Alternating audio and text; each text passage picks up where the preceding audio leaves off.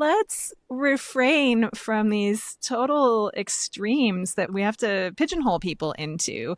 Like, let's make nuance great again. Like, it is possible to believe multiple things, or just to be uncertain, just to have the jury out on things. As a vegan, do you ever feel like you're living in a parallel universe, aware of things that many others don't even seem to notice, let alone acknowledge? I'm Chrissy Benson, host of the Vegan Posse podcast. We talk with vegans from around the globe who, like you, are living lives of integrity and compassion with an eye toward justice. Through their personal stories, you'll come to see that you're not an outlier. In fact, you're part of an entire posse of individuals who aren't just keeping the peace, they're creating it through their food choices and beyond. You won't be saddling up, but you're in for the ride of your life. Welcome to the Vegan Posse. Hey Posse, I'm your host, Chrissy Benson, broadcasting to you from Music City, Nashville, Tennessee. There's still time to make the vegan women's fiction classic, Marrying Myself, by me, Christine Melanie Benson, an Amazon bestseller. So pick up your copy now. And please post a nice review. It really helps. If you're looking for coaching or support in internal family systems or IFS therapy, you can reach me through my website, ChristineMelanieBenson.com. But the best way to make sure I see your message is to email me directly at ChristineMBenson@gmail.com. I do my best to get back to people within 24 hours. And now for this week's episode. It's time for our monthly Posse Talk with Jen Howk. Since recording this episode, I've started reading one of the books Dr. Jen Howk and I discuss, Anatomy of an Epidemic by Robert Whitaker. It explores the so-called science behind a lot of the psych medications commonly prescribed for schizophrenia, depression, and/or anxiety, and it's pretty alarming, to me at least.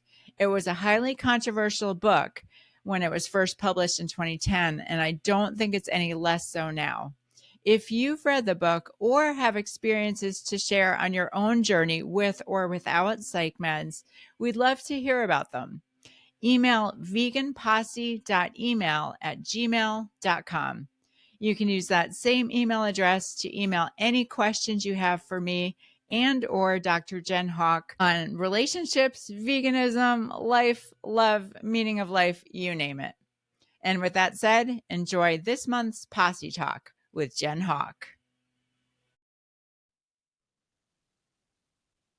Welcome to Posse Talk with my friend, Dr. Jen Howk. This is the monthly series where my friends Jen Howk and I just shoot the breeze about whatever's on your mind, our minds, or whatever happens to come out in the flow of conversation. So there's no telling what'll happen during Posse Talk, but we can guarantee it'll be authentic, more or less, depending on what we're bringing to the world. Yeah. So Jen, how's it been going? Are you staying warm out there in Virginia / West Virginia? Oh my God. I'm so over winter at this point, and we don't even have it as bad as some parts of the country do, but it's been snowpocalypse for several weeks now, and I'm over it. And do you have to shovel your How are driveway? you doing? Do you have professional help with that? Or the driveway is really not. It's a very long, very steep driveway. We live on a mountain, and so it's really shoveling the driveway is just a losing proposition. So either it's paying for getting it plowed, which is very expensive because it's a steep, gravel, windy driveway, or just waiting it out. So really the strategy is to wait it out.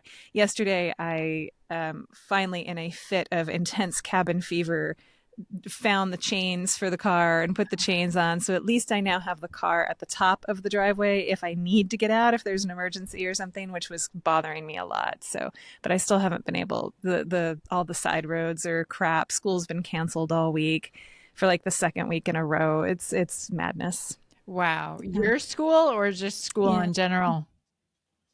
No. School in this county. So the buses aren't running. And people, basically the advice is if you don't have to go anywhere and you don't live in town, don't go anywhere. So So yeah, I'm reaching the end of my patience. Yeah. It's getting a little Shining-esque around here. Yeah. Yeah. I hear you. Well, I've been keeping in mind Yeah. something that you said about how even though the focus is on the new year and resolutions and new beginnings, this really, in many ways, is not the natural time to start anything new. This is still hibernation time. And so I've been using that input as permission to just take it easy and cut myself some slack and maybe not be, going at it from daybreak till, late at night. Not that I ever Yeah. stayed up really Yeah, late, but I've absolutely. been sleeping in a little later than I usually do. I do feel better when I get up early in the morning, but I haven't been doing it all the time. That's for sure. Yeah, and there's a trade-off with feeling good with getting up early in the morning when there's no daylight. It's like, yeah, I'm up at 5 a.m., but the sun's not going to be up for 2 more hours. And so really there's sort of it's a weird trade-off. This is just, yeah, as we said, not a time to be nose to the grindstone, hitting it hard with goal setting or personal bests. It's really a deep spiral inward, and the weather is forcing that on me. Yeah. You're just Oh no, keeping it. I'm Yeah. just over it. Just over it. Yeah. I'm just surly. Yeah. I'm PMSing and over the snow. I'm like, all right, I'm done. Spring needs to come now. Well, the Yeah. PMSing, that for some reason that reminded me of just a theme that I've been hearing from some of the people I talk to and some of the listeners, just like this ongoing question of how much, nothing specifically to do with PMS or menstruation, but just with the medical system in general. Like I've had a few people just reach out to me asking, what level of involvement of medical professionals do I seek out? And I'm curious what's true for you, just how much of the traditional medical system, do you incorporate into your life in terms of physicals, checkups, just what a lot of like normies would consider, baseline self-care. Yeah. Like I'll answer. I Yeah, it's an mean, speaking interesting for question. myself, I really do almost nothing when it comes to medical care. I mean, I would Hmm. if something happened and there was, a visible reason for it, but I don't seek anything out in terms of medical stuff. Hmm.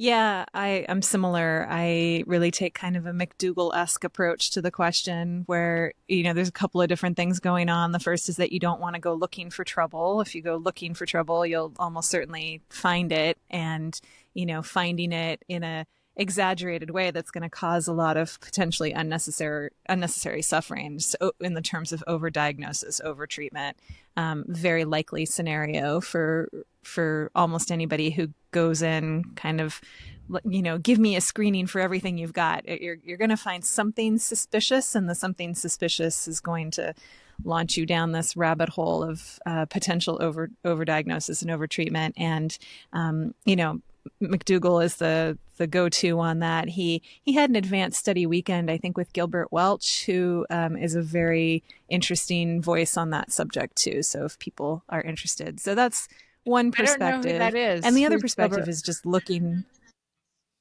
Yeah, I only know him through that advanced study weekend. He's a medical doctor, I believe, and he had direct experience with his wife's breast cancer, and I think wrote a book about that, and was brought on the McDougall circuit specifically as a breast cancer overdiagnosis expert. So it was to bolster McDougall's recommendation to women to, not be getting mammograms by a certain age, and just not be putting themselves into that pipeline.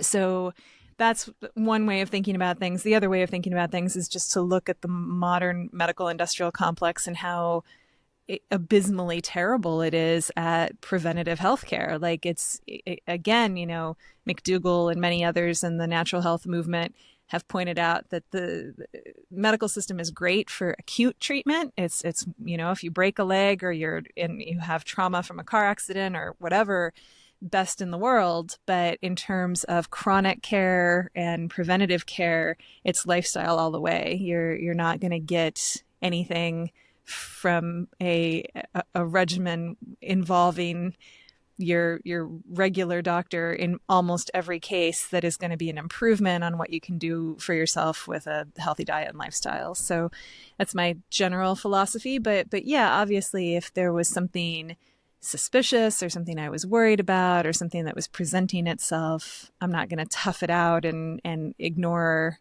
pressing symptoms. But that's very different from, let me just go in and put myself in this position to just poke around and look for stuff, because that's, we're full of suspicious growths and tumors and weird levels of things all the time. And it's just so easy for that to bring people into a process that is very difficult to escape once they're in that system.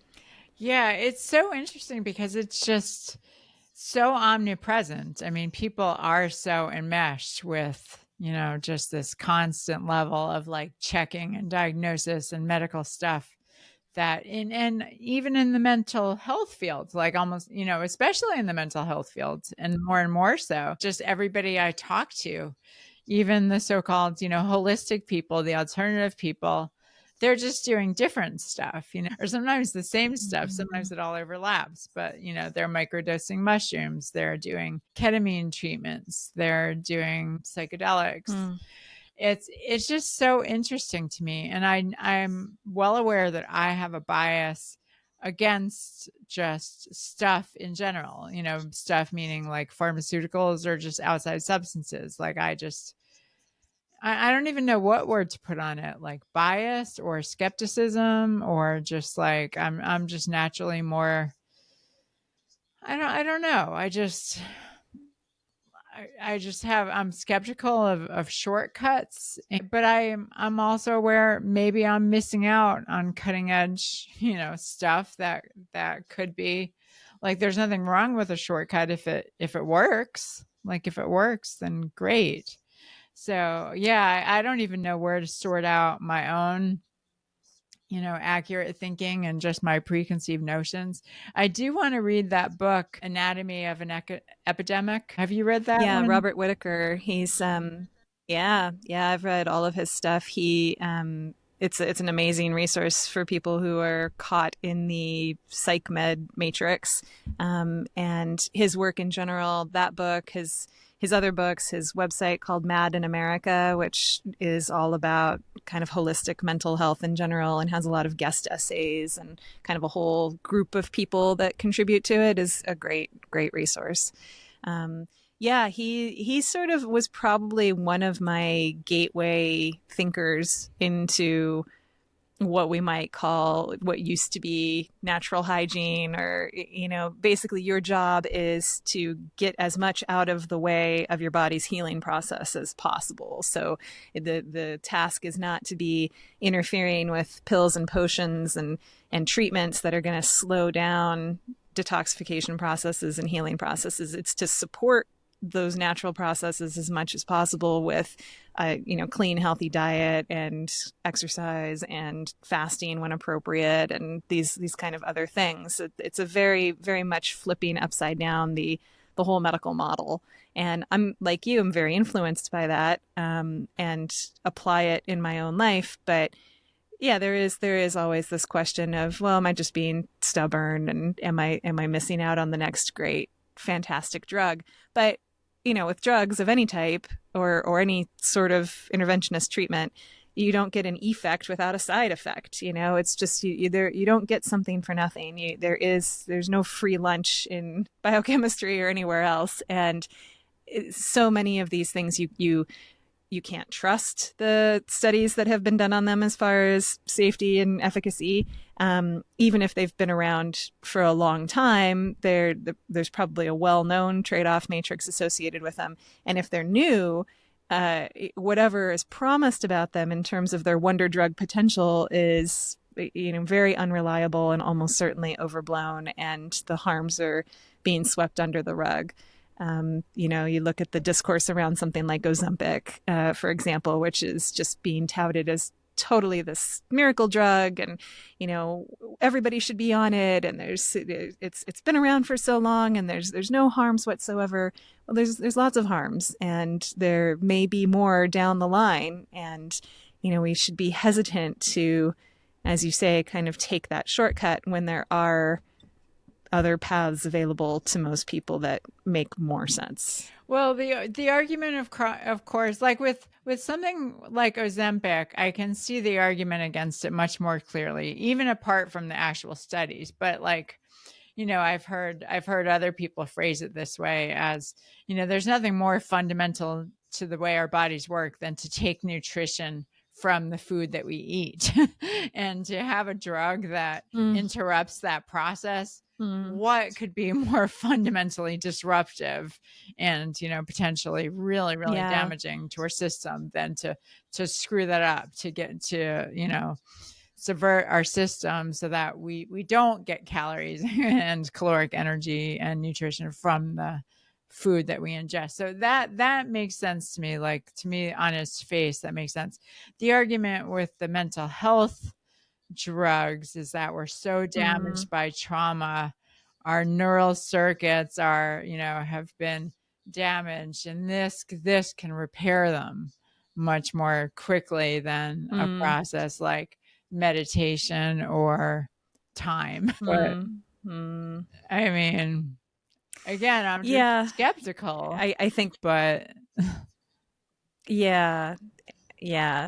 And one of the key points that Whitaker makes in that book is not that the drugs aren't effective, although in many cases they're not effective. The claims of their efficacy are just completely distorted and overblown.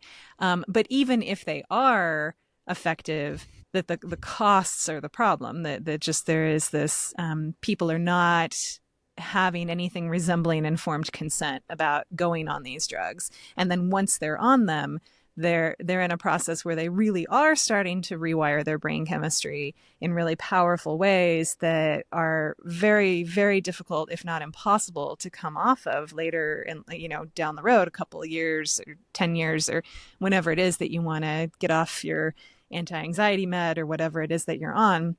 You're going to have detox symptoms that parallel trying to come off of heroin if you try to do it. And people look what Jordan Peterson went through. It's kind of these examples of people who, well, I just need to take the edge off, I just need to feel normal for a little while. It may help with that, but you're unleashing a process that your future self has not fully consented to, because you don't really understand how addictive they are and how powerfully they're going to rearrange your brain chemistry.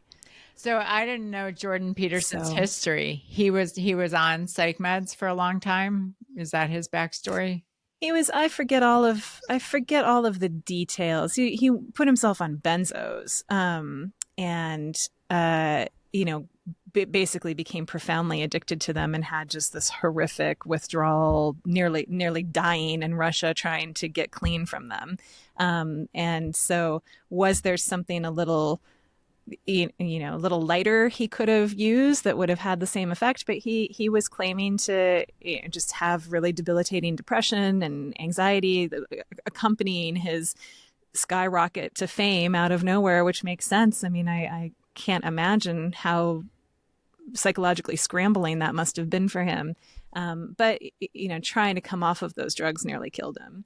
Being on them nearly killed him. So he might be an extreme example. And I think the details are a little fuzzy around everything. And, he's told the story to some degree, but I think there's some conjecture about it.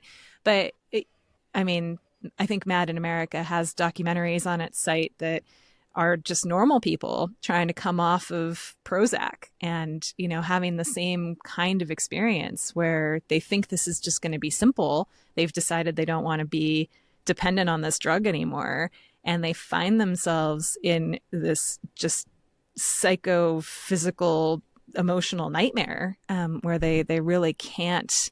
It's just not a small matter of coming off the drug or even tapering it. Right. It's hard to know. I'm sure even for the individual, it's impossible to gauge. Like, I remember specifically one friend who went on Prozac And the positive effect when he first went on, he described as being really remarkable. Like he said, he finally felt like his whole life he'd been driving with the parking brake on.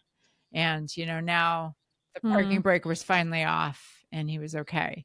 But then a year or a couple of years went by and he started feeling some of the negative effects and went off it.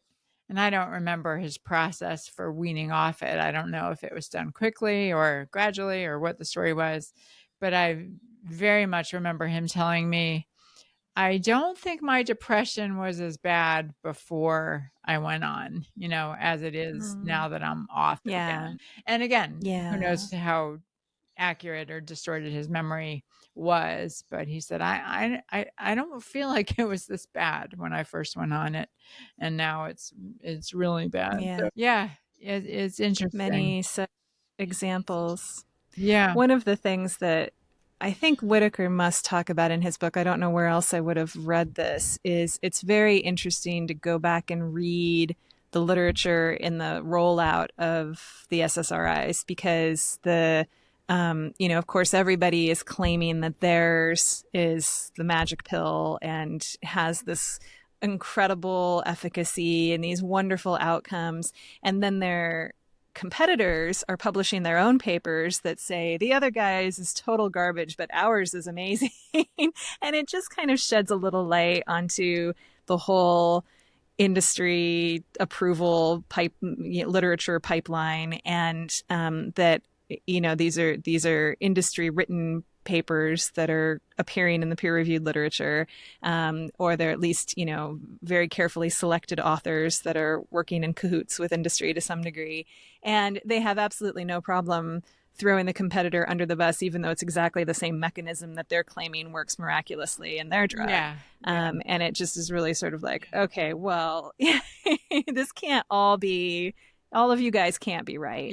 And I think that is a very common experience with SSRIs in particular, that people do have kind of an initial pink cloud, an initial feeling that it has made a big difference. And how much of that is psychosomatic, who knows?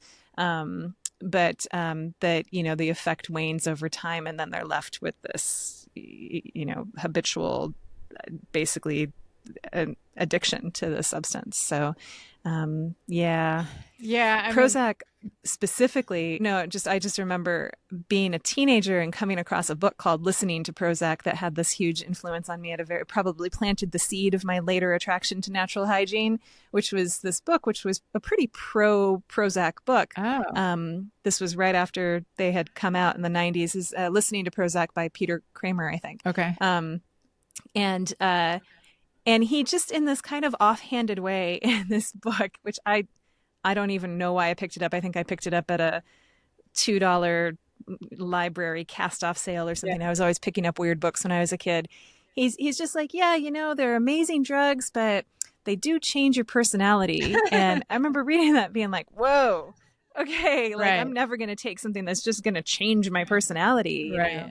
So there's just a normalization of, it's the neo lobotomy kind of neotrepanine, where we're going in there and we're rearranging brain chemistry without really knowing what we're doing. And it looks like it kind of worked and it had a result, so let's replicate it and do it some more. And it's I think it will be looked at retrospectively like we look at lobotomies and leeches now. We're not quite at that point, but I think it's just as broad a brush and just as clumsy a tool. Interesting. Yeah. Well, my big wake-up call, I mean, again, I'm just kind of oriented to be skeptical and leery of these interventions, but a big wake-up call for me was during my extended period of time when I was dealing with seizures and being prescribed all kinds of medication. And then at a certain point, I was in a 12-step program at that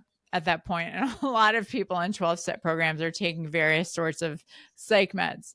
And I remember learning that severely disturbed woman who I was very friendly with, she was lovely in many ways, but I think she was diagnosed with schizophrenia and a slew of pretty severe psychiatric disorders.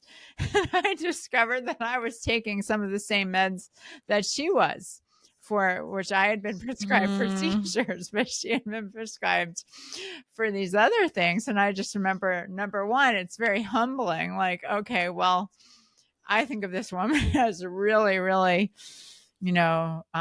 troubled and pretty severely disturbed, but on paper we're being prescribed some of the similar things. But that's when I learned that with any sort of neurological drug, or I'm sure just medications in general, in a lot of cases these pharmaceutical companies, they just sort of create these concoctions and then observe what they do. They may set out to, Yeah, oh, like I let's think see this what is going to happens. be a seizure, anti-seizure drug, or I think this will be good for bipolar or something. But then, over time, they're Right. like, oh, it Right. seems to do this too. So they just kind of throw stuff at the Right. wall and see what sticks. And I was horrified when I realized that about the drugs that I was being prescribed, that in my case, as people who know my history will recall, I had realized that my seizures were related to the crazy stuff I was doing with food. And, I wasn't convinced, and in fact strongly disbelieved, that a pharmaceutical intervention was the appropriate remedy for me. But yeah, I was horrified when I learned that that's how they work. And other people, when I conveyed the same sort of thought process to other people, were like, well, what's wrong with that? It makes sense that these companies will develop a drug and they may not be aware of all the effects that it can have, and all the disorders or diseases it could possibly help with. So I think that's fine. So people just have very, very different perspectives on this whole realm. But again, being in the mental health fields, it really is interesting how normalized, like you said, it all is. Normalized and Yeah. encouraged. And I don't quite know what to make of it. And I don't know what it will mean for me as a practitioner, and what it will mean for my clients going forward. Do you wonder about that, since you're in this field and treading the same path in many ways? Yeah. Yeah. Yeah, I mean, I think it is going to be depending on where I find myself and what kind of settings I'm in. I mean, I think in a private practice setting, it's a little less fraught because you're sort of, your people are matching with you to some degree, with kind of a general philosophical match. But in something like, yeah, community mental health or something like that, there is a need. It's funny. I'm reading through how important it is to avoid imposing your values on the counseling relationship, and Right. you have to act in this do no harm orientation toward the client, and also respect their autonomy. If they really have looked into this and believe that this is something that is appropriate for them, then who am I to say you're making a mistake and this is the wrong decision? I know what's best for you. So there's a tough balance there between feeling like I certainly know what's best for myself, having done a pretty deep dive into these things and coming to pretty firm conclusions around it as far as the risk tolerance that I'm willing to take on. But the applicability of that to anyone else, and particularly to a client in a counseling relationship, is a whole different question. So, yeah, I think that it raises some thorny issues. It's tricky. I mean, for me, just because, yes, I mean, certainly, yeah, like you said, the autonomy of the client, and not impose my viewpoints and not tell them what to do, essentially.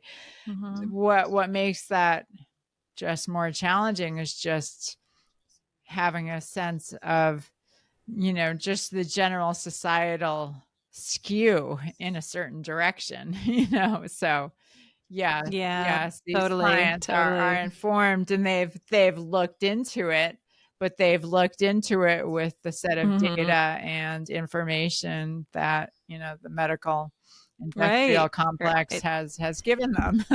So, I Just mean, like people have looked into nutrition and they feel like exactly. they need to Yeah. eat 4 eggs a day and whatever, they have to get their protein through animal flesh because that's the most bioavailable form, or whatever kind of delusions they're carrying around with Oh them. yeah, yeah. um yeah, it's a tough line when you're in that kind of professional role of, okay, well, I have really strong personal commitments and also strong ethical commitments to both of these topics. And so, yeah, where is that line of intervening in what someone believes is best for them? It's very confusing. I don't think there's an easy answer. There's a lot of CYA. Well, segueing into a different variety of venting, but this is definitely a space where we offer room for vegan venting. And so, Oh, yeah, I yeah. just wanted to raise a couple of areas that have come up for me. And, I've heard some clients and listeners talking about. But one interesting one that I came across the other day was a libertarian commentator who I follow, who's a comedian, but it was really interesting because he essentially was just talking about, this so-called justice system that we have where we can essentially, throw people in jail, to rot away in jail for the rest of their lives under inaccurate information or for, no real valid reason. And just he was raising the question of just how horrifying that is and how in future generations we'll look back on this and just, be appalled. Like, how could we ever have done this? And he was raising the more general question. I wonder if there's anything else that we'll look back on, in future generations as how could we have done this? Like, it's so horrible. How could we have done this? And of course, I couldn't resist putting in the chat, well, hello, animal ag, like we're doing it for no good reason. I don't think he picked up on it, and I don't think anybody else picked up on it. But it's so interesting to me. I mean, especially in these past few years, people have such strong convictions, such strong moral, righteousness in their particular view. And people just really claim a monopoly on, righteousness. And I'm not excluding myself from that category either, but it's just so interesting to me. For instance, Martin Luther King Jr.'s birthday being this week, I've seen all different political orientations sort of claiming King, like he would have been aligned with us if he were around Right. today, and we're preaching his truest message, and everybody kind of claims that. People claim that about Jesus Christ, and it's just so funny. And obviously, like, everybody can't be right about this. Like you're saying with the pharmaceutical companies, everybody can't be right. Some of Mm-hmm. them would have been at odds with him. But yeah, how is it? Because since the last time we met, we of course have inaugurated a new president, and so there are a lot of feelings in the world going on with that transition. Yeah. So what's happening in your world, like external or internal, with all of these things? External, I don't know because I haven't been able to leave because I've been iced in. Right. That So makes sense. I imagine where I live is probably pretty happy about things because this is definitely Trump country out here in the sticks in the mountains in Virginia. But yeah, I have been a little um surprised. I don't know that I've been totally surprised because it was pretty well broadcast, but the to the degree that I've been paying attention to what's been happening here the first couple of days with the executive orders and such, like things like taking down the Spanish language White House website as one of the first acts of the new regime seems really unnecessary and just culture war fodder in the extreme, in a really disappointing way. This country has, I don't even know what percentage of primary Spanish speakers, but it's very high. And a lot of those people are here perfectly legally. And even if they're not, you have a duty to represent the country. It's the logic of something like that escapes me completely. There have been other kind of or maybe it sweeping doesn't things. escape you, and that's Yeah, makes maybe it that's the troubling. problem. Yeah. Yeah. There have been some other things, as promised. He removed the United States from the World Health Organization, day one or day two. These other kind of big decisions, big strokes of the pen that can accomplish big things in the first couple of days. So I don't know. I don't know how long that energy gets maintained. It's one thing to kind of come in as this new swaggering administration and do this kind of stuff to make a big display, and another thing to maintain that in the sausage grinding atmosphere of actual lawmaking, dealing with Congress, and everything that has to come.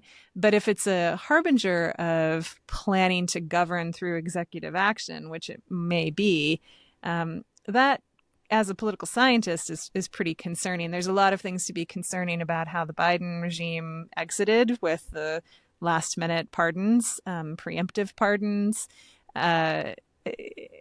There's definitely a collapse of rule of law at a new level that both parties are really enthusiastically participating in, where there's kind of no consequences to bad behavior as long as you're in power. And that makes the stakes of holding on to power higher and higher than they ever have been. And that's a very dangerous situation. So, I'm not on team Trump is literally Hitler. I don't subscribe to that notion. I'm no huge fan of Trump. I do have some optimism for what he's promised to try to achieve this term, but just watching it from the lens of the legitimacy of political institutions, I'm concerned. And not just because of what he's doing, but because of how the stage has been set for him to have to consolidate power in the only way that makes sense. So that's a multi-decade process that may have culminated at this point with something that looks a lot like an autocratic regime. Interesting. Yeah. And I appreciate too that you, of course, have this degree in political science. So you have Yeah, a it comes in very handy once in a while. Yeah. but yeah, I'm really not interested in partisan stuff. I'm interested in institutional legitimacy, and that yeah. has been under attack and eroding massively, particularly since COVID, but before that as well. But particularly since COVID, this kind of mad scramble to, I'll take care of my guys and screw you guys, and if you come into power after us, we'll just assume that not only are we on the outside looking in, but now you're trying to jail us. You're threatening us. We're the political prey. It's a really bad dynamic. Yeah. Yeah. It's interesting because, yeah, I've long been disillusioned, or I think it was Noam Chomsky who didn't even say, like, I'm not disillusioned because I never really believed in it in the first place. Maybe I did believe in it a little more at a certain point, but it's been a long time since I really believed in the system. And philosophically, definitely, anarchists, libertarian, whatever label or word you want to put to it. But I guess for me, what I've really been noticing more so than what's happening, like, within the White House and within the political structures, is just the societal responses to it all, and the censorship, essentially, both the self-censorship that people feel is required. There's one politically correct view, which is that what's happening now is diabolical, and we can't say a single positive word about anything that's happening, or even present a more nuanced perspective, because we do so at the risk of being, a racist, anti-trans, homophobe, white supremacist kind of, just evil person. And it's just interesting because I'm definitely hearing that from some of my colleagues in, just in these realms about how shut down they feel, just about even having an authentic conversation, where you can Mm-hmm. actually Mm-hmm. discuss ideas. That to me is like, that's really troubling. I mean, I certainly have felt that way to some extent myself, but I think I long ago abandoned hope of being able to have that authentic exchange of ideas in general circles. That fell by the wayside definitely during the COVID years, if not before. So, but it is really disturbing. It is really disturbing that people feel that way, that we can't talk. Yeah, I think there is this, tribal aspect to human nature that is pretty inescapable. I mean, I find myself to this day having to hedge every conversation like this with, I didn't, I'm not a Trump supporter. I'm not a Trump Yeah. Oh voter. yeah, I'm I do not the like, same I, thing. I Yeah. always have to do that. I always have to say that I was a Democrat for most of my life, card carrying Yep, you're an Democrat, abortion activist. Yeah. when I was an abortion activist. I worked for Democratic campaigns, and I've found myself having to do that now with the whole evolutionary psychology thing too. Like, I'm not throwing out evolutionary psychology, people. It's like I've had people send me emails like, "Is it true you don't believe in evolution anymore?" It's like, let's refrain from these total extremes that we have to pigeonhole people into. Like, let's make nuance great again. Like, it is possible to believe multiple things, or just to be uncertain, just to have the Yeah. jury out on things and say, well, Yeah. I evolutionary psychology makes a lot of sense. There are explanations that intuitively make sense to me. I'm not going to sit here and tell you with absolute certainty that this is why things are the way they are, because there's not smoking gun evidence for it. It is probably a just so story to some degree in a lot of cases in evolutionary psychology specifically. And so I'm just going to have a little bit of intellectual distance from things rather than tell you, this is why homosexuality persists in the population, for example. That is a contested question even within evolutionary psychology. There's not this kind of wholesale agreement. And if there were, we should be very suspicious of that, just like we would be very suspicious of the scientific consensus on anything else that we're told that there's a scientific consensus about. But we have this need as humans to kind of like, are you with me or are you against me? Are you in my tribe? Or are you outside the tribe? I'm like, my tribe believes this. So if you don't believe this and you don't say the magic words and you don't repeat the mantra and you don't wear the ribbon, that wonderful Seinfeld episode about wearing the ribbon, wear the ribbon, Kramer.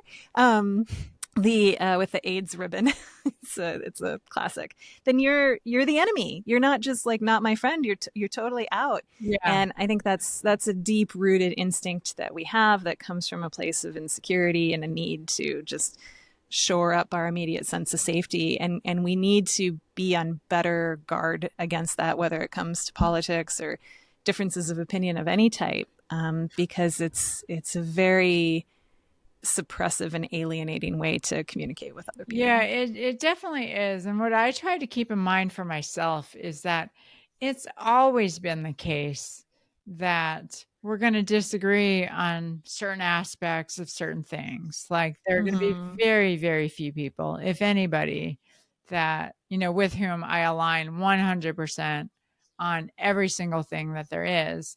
And so to keep that in mind, that that's always been the case, so that I'm not so incredibly dismayed when I find that to be the case, again Mm-hmm. and again and again.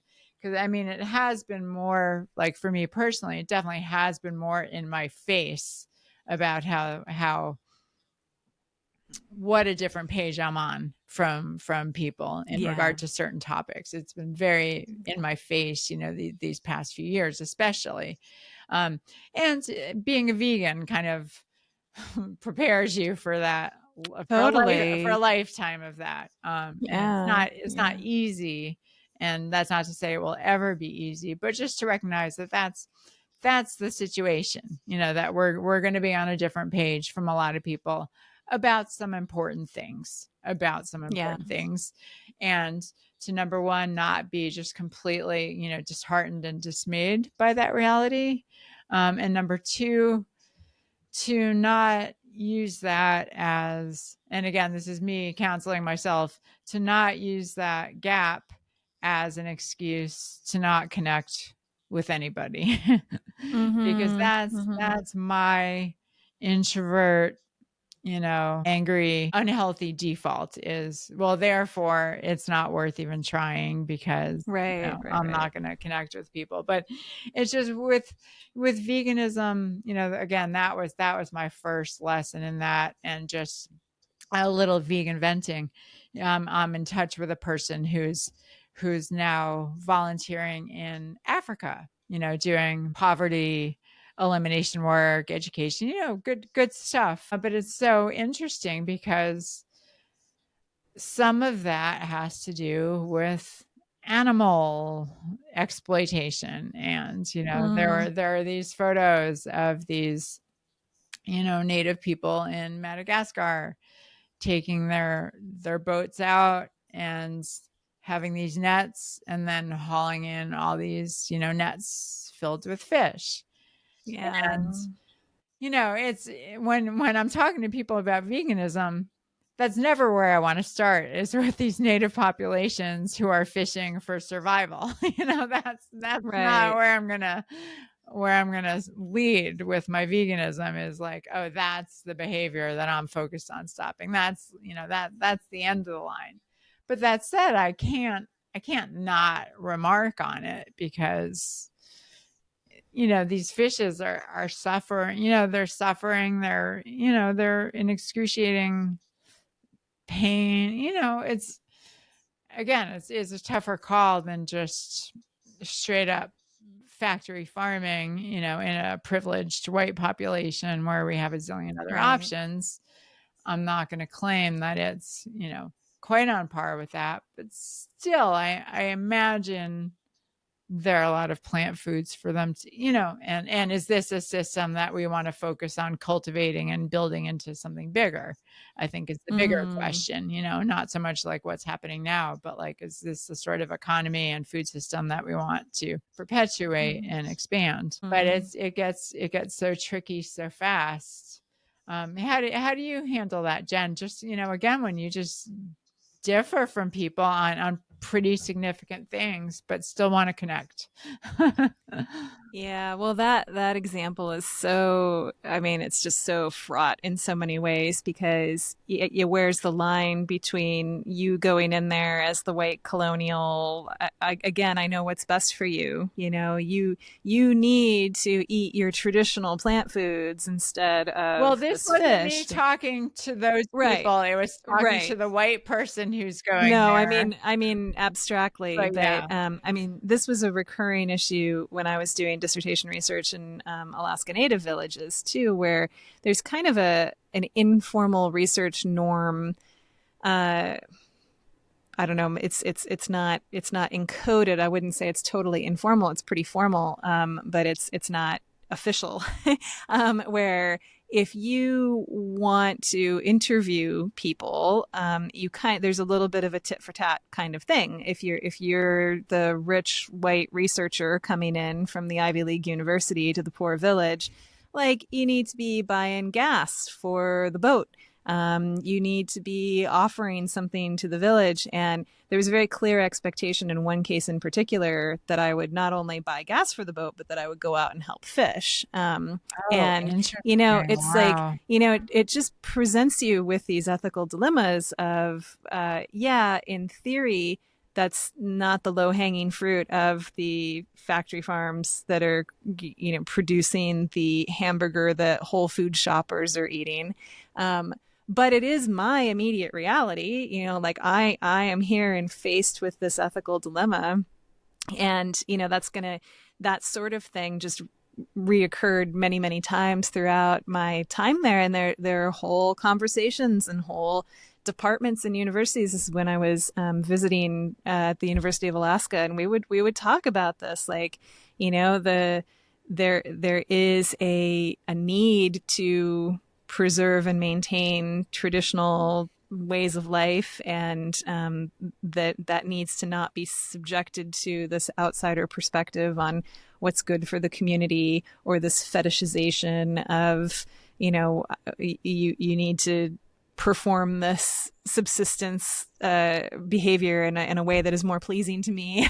And so it's like all of this stuff is arising in real time when you're in that situation and you're trying to do good in the world, and you're trying to be helpful, or you're trying to put yourself in a position that could gain more information to be of help. Like, yeah, what do you do, and how do you manage that? So there were certainly never any good answers at the time when I, was talking this through with colleagues, and everybody's just in the struggle to one degree or another. Were there other vegans there that could relate to your quandary? No. Okay. No. So nobody was even remotely sympathetic to your... No, there was kind of an intellectual recognition that this might be upsetting to somebody who didn't eat fish, but yeah, there wasn't really an understanding. It really was like, well, yeah, you have a deeply felt conviction, just like it would be inappropriate if you felt that they were going to be in hell forever because they hadn't been saved by their Lord and Savior. And so you're going to come in as a missionary, and you're going to impose that on them. Like there's in principle no ethical and practical difference in your deeply held value that you're trying to impose on and interrupt their process with. So that was kind of the tenor of those conversations. Yeah, and I would argue that there is the slight difference in that, one has a clear victim, this had a clear, that I am burning with misery because I'm anticipating their eternal suffering in hell. Like they're, that's... But in the first case, they're the fishes that are suffering. But in the second case, it's the person, so I need to save them. I need to give them the good word, like in this hypothetical situation. Yeah, but there's not like an innocent bystander. There is a third party in one of these cases. Yeah. I can see the innocent bystander. I get that those parallels are often argued, and I can see the parallel, but I do think there's a distinct difference because, again, nobody's going to advocate for these non-human animals if it's not people like that. But even that innocent bystander argument, which I find very compelling, still assumes the legitimacy of that being as having any kind of rights or having any kind of sentience, and that's not a perspective that's shared necessarily by the people who are engaging in the behavior, that it's just an animal, or it's just a fish. Yeah, well, that's whatever. All the more reason to, I'm arguing the vegan cause, of course. But why am I right and they're wrong? Just from a purely philosophical orientation, like I'm sympathetic to all of that, but I mean, the practical result is that it has had, like, that kind of moral trade-off has had very practical consequences in my life and what I'm willing to do research wise. Or it was the main reason I didn't join the Peace Corps back in the day, when I thought very seriously about joining the Peace Corps, because I knew I would be in those kinds of situations on a regular basis. And so it has definitely influenced the choices I've made in terms of what I do with my life and my time and my resources. So interesting. I too was going to go into the Peace Corps. With me, it was the seizures that prevented me from. I don't think it would have been a barrier now, but at the time it was. Yeah. It's so interesting, and and the sad reality is that for most practical purposes, it really doesn't matter what you or I think. No, not in the grand scale. A bit of difference to anybody. Yeah. So, it's interesting. But again, I try to remind myself too that this is this is the work of, planting seeds of consciousness and carrying the vegan message, is talking to people who don't already agree with us.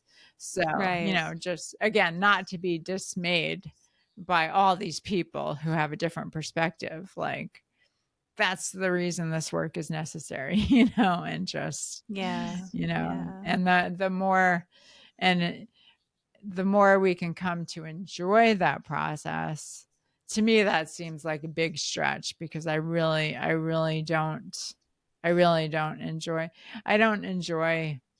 trying to bridge the gap between somebody who doesn't recognize or care much that animals are suffering. It's not a fun gap to bridge.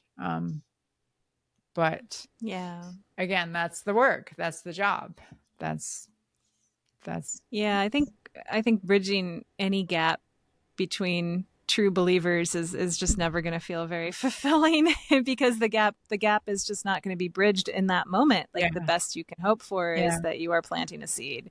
yeah, But in the moment, some of us are better at just putting ourselves in that situation where we know that we're going to be judged and exiled and criticized and everything that comes along with that, just on the off chance that we're planting the seed that may bear fruit in the future. But in the moment, it takes a personality that can sustain that alienation, that social alienation, and just continue to do that another day. And I think not all of us are up for that, because it's not a very human instinct to do it. The human instinct is just to go within and hang out with people who already agree with you. you're So I'm, sounding like an I'm evolutionary psychologist. yeah, I know. Imagine that. Like, there's like things in evolutionary psychology that make a lot of sense. But I'm really grateful that there are people out there that are wired more that way, that do find that kind of bridging work more fulfilling than I do. I mean, I find it really upsetting and intimidating and demoralizing. So, yeah. But I know people well who live in that space all the time, where they just continue to reach out and reach out and reach out. Yeah, it's so confusing. And again, where I run into the issue, and where a lot of the people that I talk to run into just the most challenging issue, is how do we connect and feel good about connecting with people who just don't share those values? Like, what's Mm-hmm. the answer?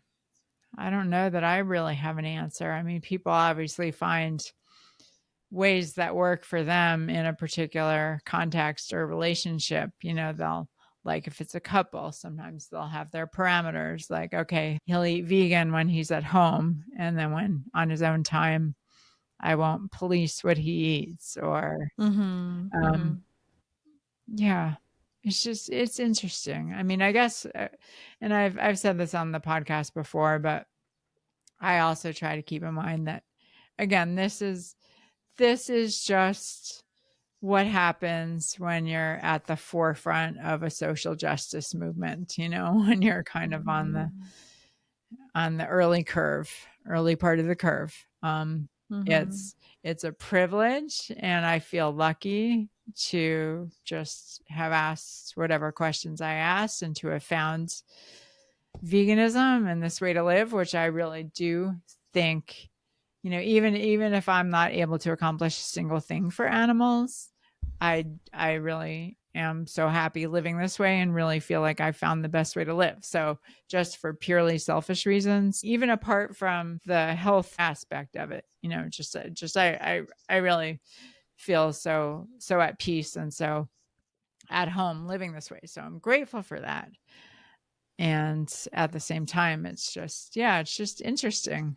It's just interesting being in the world as a vegan. And of course, that's why I started the podcast, is so that people Yeah. realize that they're not alone, because it can really feel like we are the only ones who actually care about these things. And right now you're sharing about, foregone opportunities in your, Ivy League PhD dissertation. Like, these were real opportunities that you let go and didn't pursue. So you made real sacrifices for your principles. So, just an example of how there are people all around the world who have been placed in maybe not identical circumstances, but been called to make those tough decisions of living in alignment with Yeah, their but values. I mean, I don't applaud myself for that because, by making that decision, I really accomplished nothing in terms of anything for the animals. Like, yeah, I get to be Right. here in my principles and feel all, self-righteous about Right. it. But would it have been better for the animals to put myself in that situation and to, I don't know, strike some other kind of balance, even if it meant that I went out on the fishing boat? Like, I don't know. I don't know. All I know is that my personal tolerance for doing that is at a different level than other people's is, and so Yeah. there is there are costs all along the whole way Yeah. for that, and Yeah. I'm not sure that they're worth it. But Right. Right. Well, I mean, there's that saying, which I don't really hear anymore, but virtue is its own reward.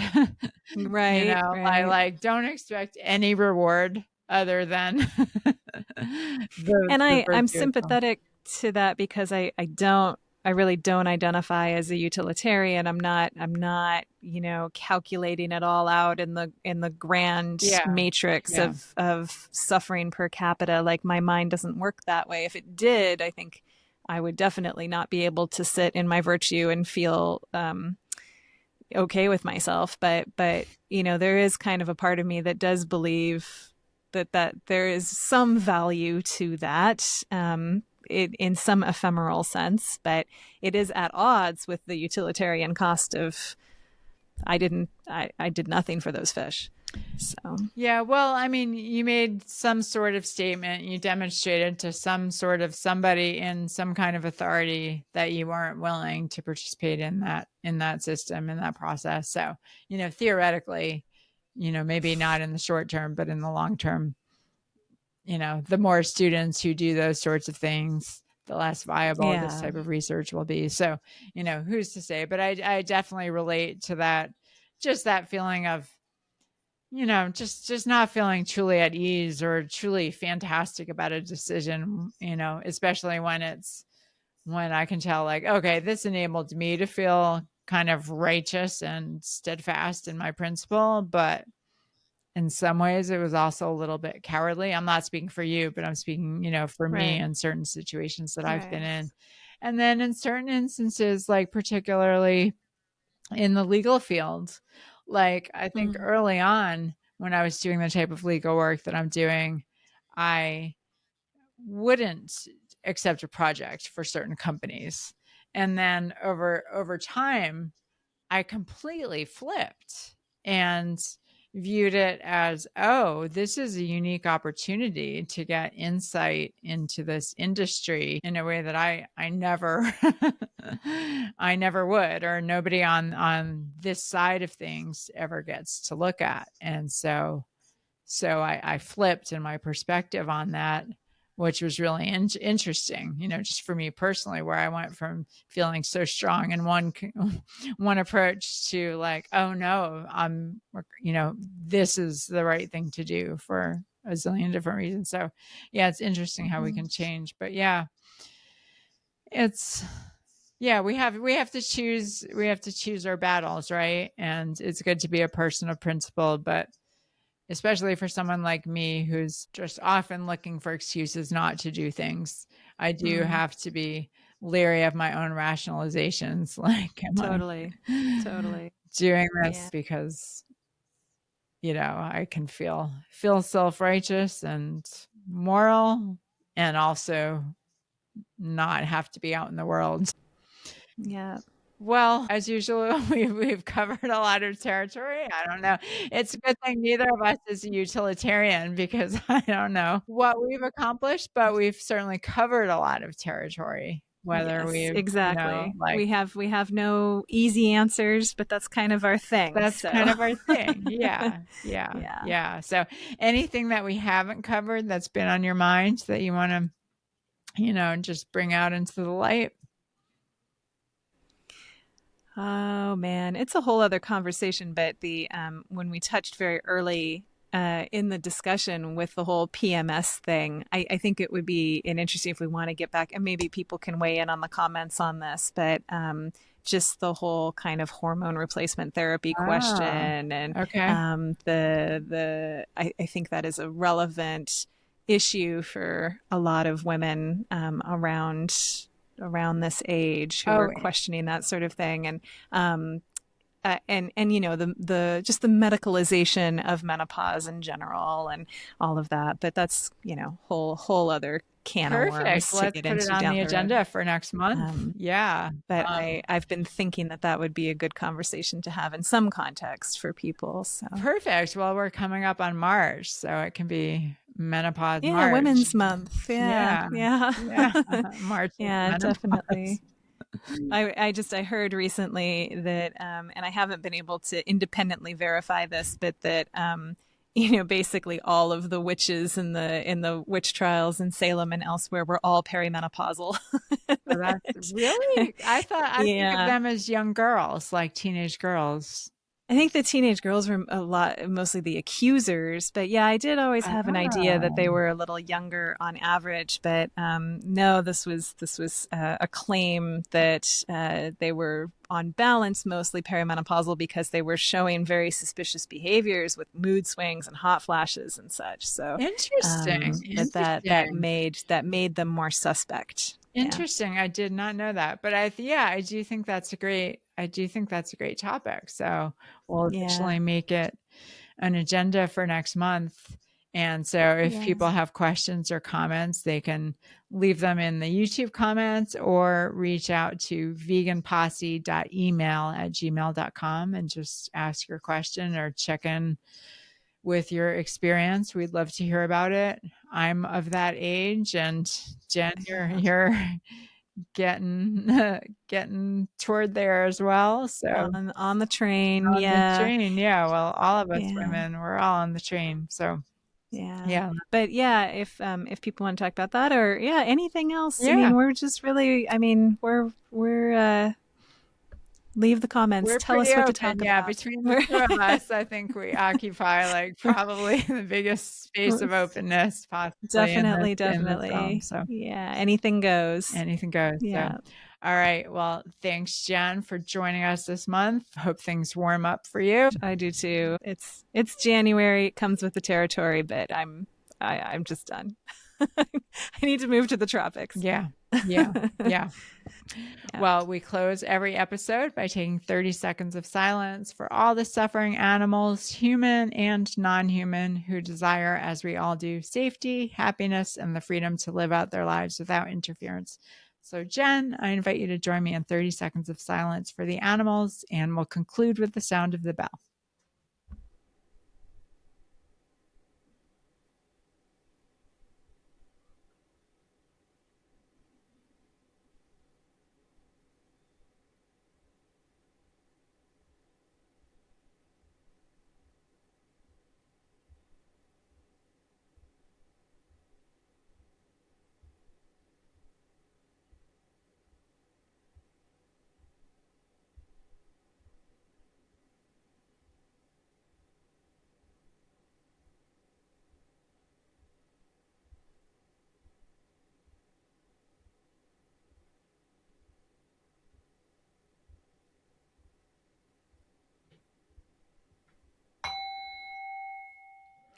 Thank you, Jen, and thank you, Posse. See you next time. Until then, stay strong and stay true.